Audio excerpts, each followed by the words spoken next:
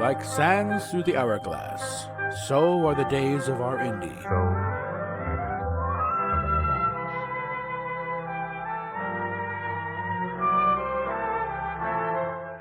This is Captain April, and these are the days of our Indy.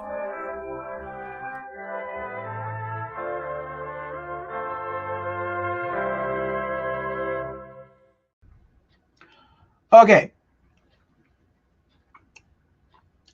President just signed this today. Executive order, basically, he's just ended child genital transition / mutilation. I have to read off the screen here. Full executive order. Protecting children from chemical and surgical mutilation by the authority vested in me as president by the Constitution and the laws of the United States of America is hereby ordered. Section 1, policy and purpose. Across the country today, medical professionals are maiming and sterilizing a growing number of impressionable children under the radical and false claim that adults can change a child's sex through a series of that's a tough word, especially when I get partial paralysis on the left side. Irreversible medical interventions. This dangerous trend will be a stain on our nation's history, and it must end. Countless children will soon regret that they have been mutilated and begin to grasp the horrifying tragedy that they will never be able to conceive children of their own or nurture their children through breastfeeding. Moreover, these vulnerable youth's medical bills may rise throughout their lifetimes, as they are often trapped with lifelong medical complications, losing war with their own bodies, and tragically, sterilization. Accordingly, it is the policy of the United States that it will not fund, sponsor, promote, assist, or support the so-called transition of a child from one sex to another, and it will rigorously enforce all laws that prohibit or limit these destructive and life-altering procedures. Now, definitions for those the purpose only: child under 19, pediatric for anything medical care of a child, and the phrase chemical and surgical mutilation means the use of puberty blockers, including GnRH agonists and other interventions to delay the onset or progression of normally timed puberty in an individual who does not identify as his or her sex. The use of sex hormones such as androgen blockers, estrogen, progesterone, or testosterone to align an individual's physical appearance with the identity that differs from his or her sex. And surgical procedures that attempt to transform an individual's physical appearance to align with an identity that differs from his or her sex, that attempt to alter or remove an individual's sexual organs to minimize or destroy their natural biological functions. This phrase sometimes is referred to as gender-affirming care. Section 3, ending reliance on junk science. This blatant harm done to children by chemical or surgical mutilation cloaks itself in medical necessities spurred by the guidance from the World Professional Association for Transgender Health, WPATH, which lacks scientific integrity. In light of the scientific concerns with WPATH's guidance, agencies shall rescind or amend all policies that rely on WPATH guidance, including WPATH Standards of Care version 8. And within 90 days of the date of this order, the Secretary of Health and Human Services shall publish a review of the existing literature on best practices for promoting the health of children who assert gender dysphoria, rapid onset gender dysphoria, or other identity-based confusion. Secretary of HHS, as appropriate and consistent with the applicable law, shall use all available methods to increase the quality of data to guide practices for improving the health of minors with gender dysphoria, rapid onset gender dysphoria, or other identity-based confusion, or whom otherwise seek chemical or surgical mutilation. Other identity-based, I think that would be borderline personality disorder. That's definitely an identity problem, isn't it? Section 4, defunding chemical and surgical mutilation. The head of each executive department or agency that provides research or education grants to medical institutions, including medical schools and hospitals, shall, consistent with the applicable law and in coordination with the Director of the Office of Management and Budget, immediately take appropriate steps to ensure that institutions receiving federal research or education grants end the chemical and surgical mutilation of children. Now let's get in here because hold on.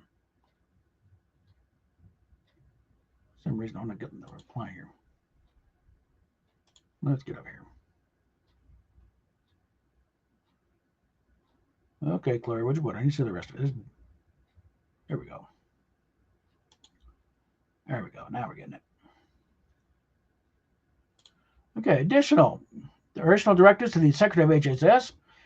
Secretary of HHS shall, consistent with applicable law, take all appropriate actions to end the chemical and surgical mutilation of children, including the regulatory and sub-regulatory actions, which may involve the following laws, programs, issues, or documents: Medicare and Medicaid conditions of participation or conditions for coverage, clinical abuse or inappropriate use assessments relevant to state Medicaid programs, mandatory drug use reviews, Section 1557 of the Patient Protection and Affordable Care Act, Quality, Safety, and Oversight Memoranda, Essential Health Benefits Requirements, and the 11th revision of the International Classification of Diseases and other federally funded manuals, including the Diagnostic and Statistical Manual of Mental Disorders, 5th edition.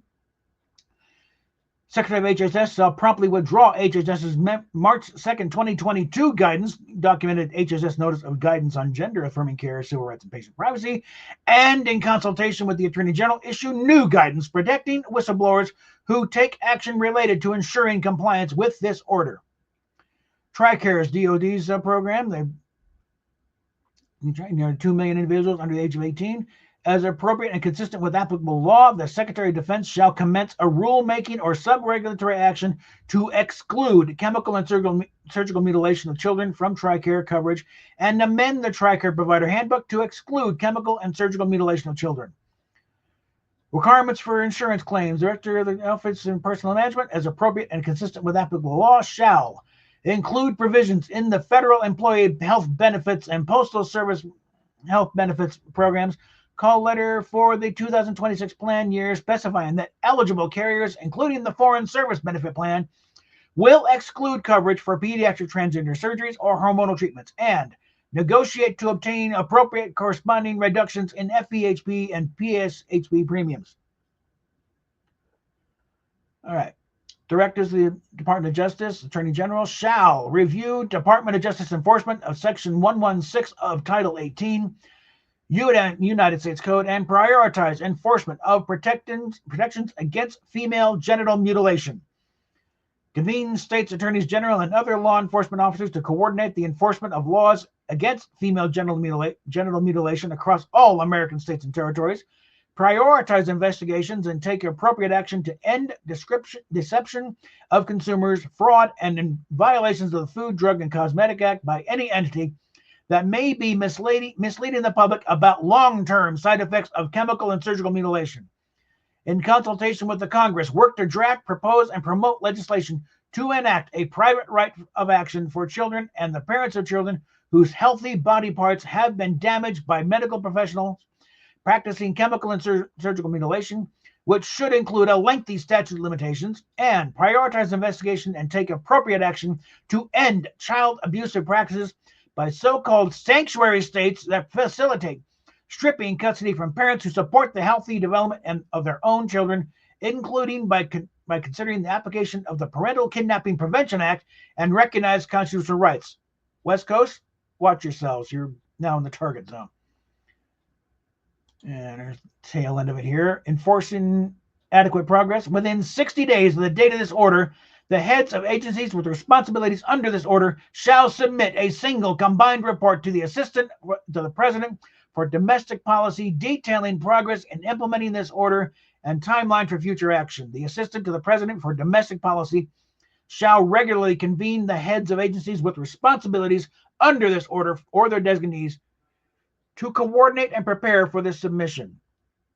Section 10, severability. If any provision of this order or the application of any provision to any person or circumstance is held to be invalid, the remainder of this order and the application of any of its provisions to any other persons or circumstances shall not be affected thereby. I mean, you can't just challenge one thing and the rest. No, the rest of the order still stands. You might lose a section there, but if you want to take it out, you got to do it section by section and subsection by section. So hope you all got well-paid lawyers. And okay.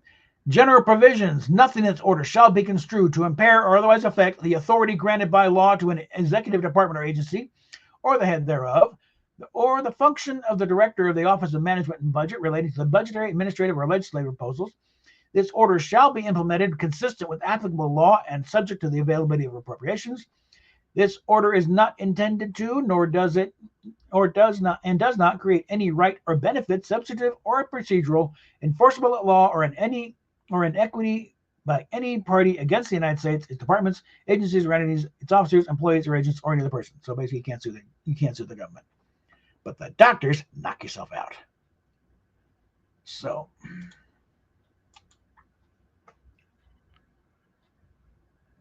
yeah, then okay. Like I said, this came in interesting timing, like right on the hands of Indy's little rant. Oh, we got to rally the troops. They want us dead. No, they don't want you dead. They want you to stop being crazy. Not the same thing. So I'm going to wrap it up there for now. I don't want to get into a big long discussion, but it's like, yeah. I'm sure she was expecting a response to me. Well, here it is. The president signed it. Now you have to deal with it. We'll talk to you later. A sound soul dwells within a sound mind and a sound body.